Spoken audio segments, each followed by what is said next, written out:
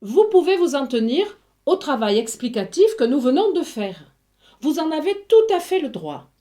Cependant, la réflexion philosophique a toujours un aspect dialectique.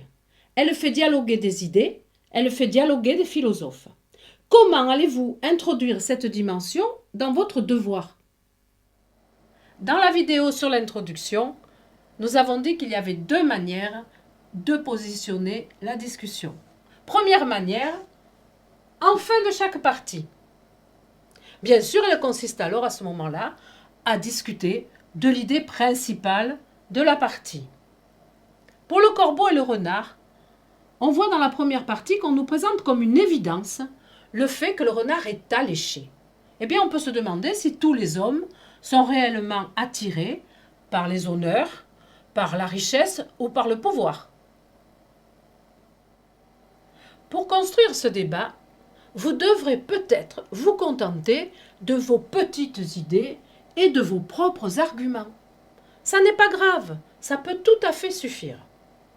Vous pouvez aussi avoir les connaissances nécessaires pour faire appel à des philosophes. Attention, si vous devez faire référence à des philosophes, ce sera toujours après votre propre argumentation, pour appuyer l'un ou l'autre de vos arguments, et cette référence n'est jamais obligatoire, elle reste facultative. Il n'y aura donc jamais de catalogue de philosophes dans un devoir. Le devoir est toujours construit à partir de vos idées et du cheminement de votre réflexion. Les connaissances ne venant qu'en appui à ce cheminement. Par exemple, tous les hommes sont-ils attirés par la richesse? Vous pouvez, avec vos idées, citer le bénévolat, l'action humanitaire, etc. Ensuite, si vous connaissez Épicure, vous énoncerez alors, mais ça n'est pas obligatoire, l'idée que c'est ce type de détachement qu'enseigne Épicure. Dans une discussion, on peut faire encore mieux. On peut dépasser la question posée. On peut aller chercher en amont la question qui sous-tend le texte.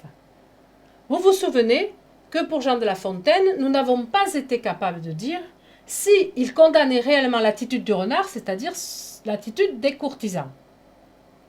La question qui se pose, en amont de celle du texte, c'est est-ce que la fin justifie les moyens?